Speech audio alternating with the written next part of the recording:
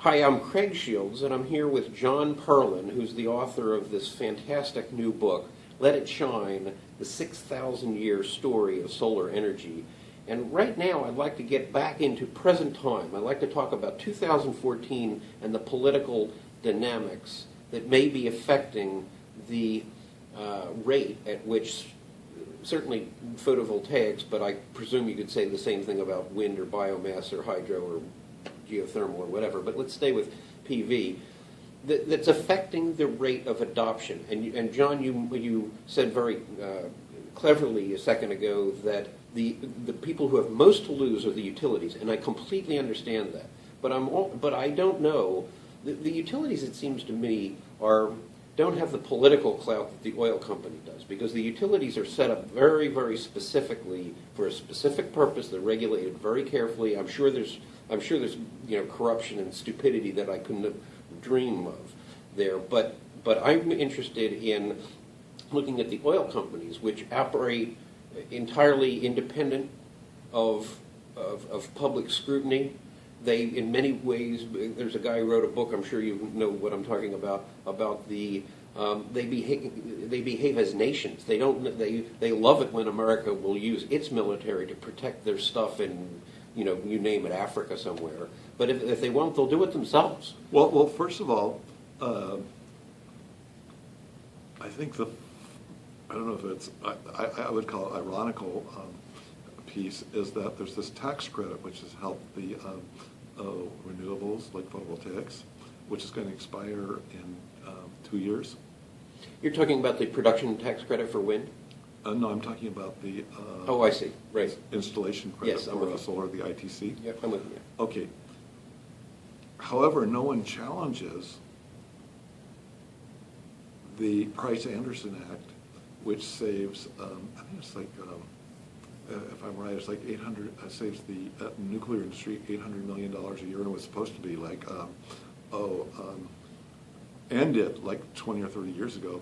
What it does is it indemnifies the nuclear industry. Right. With taxpayer dollars. With taxpayer dollars. Right. And also, if you live near a nuclear power plant and there's a nuclear accident, you're not going to get very much for your house because of the law. So it indemnifies it. They can get insurance based on that protection. Right, exactly. Then there's the, it's called MLPs, Master Limited Partnerships, that was developed just at the time that they ended the tax credit for solar energy. And what that does is it clearly states that for only industries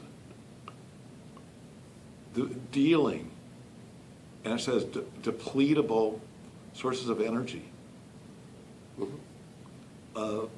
they are allowed to finance their infrastructure through investments that pay no federal or state taxes. Right. And no one, you don't hear any voice saying, and the MLP subsidy, which is a huge subsidy. Yes, all the fracking, all the pipelines, all of this has been financed by American taxpayer money. Mm-hmm. And the tax credit for solar has only been in for about, I think it's about 8 years, 9 years, and they want to eliminate that. Mm-hmm. Well, that's my point, and I'm wondering if you could speak to this. And you don't have to. Well, basically, very plainly, they don't have the solar industry is an emergent industry. Yes. So it doesn't have the cloud, and also it's been painted as this by Solyndra. Sure. Which is not a failure of the industry. It was a failure of the times. Had silicon failed like people expected because of this, there was this scarcity of silicon, polysilicon at the time. So people thought that thin film, using other materials, would take over. but solar silicon was able to obviate that problem, and so Solyndra, which was using another technology, became too expensive. Yes. But it has nothing to do with solar itself. Right, of course not. It's just like when General Motors went bankrupt, it didn't say we shouldn't have cars or that cars don't work. All it said was that General Motors didn't work. Right, exactly right. So what I'm trying to say is, I don't understand America.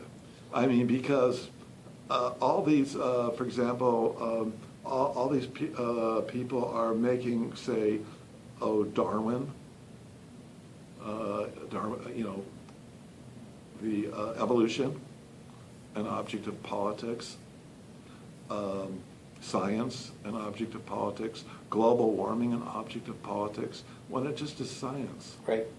You and I agree 100% on that. But, okay, so the problem is that you have this huge industry called the fossil fuel industry, which stands to lose if we can't drill because of its threat to the planet.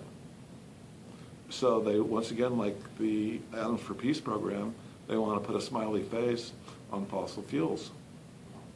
But the funny thing is people are buying solar modules like hotcakes. Yes, that's true.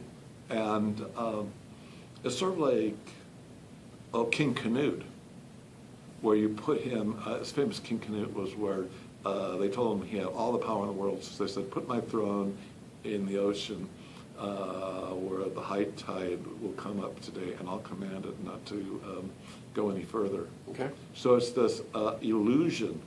It's basically canal builders who are afraid of the new railroad. Yes, I understand. I So think that's exactly so what's happening is photovoltaic solar is no longer an American thing, as we know. So if it doesn't happen in America, it's just going to get bigger in other places. Absolutely. Which is happening. But it's happening big in America too. And it's just a fear of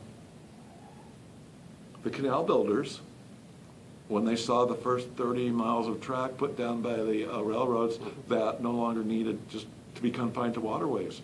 Just like today, there's the fear of and the utilities are big on this.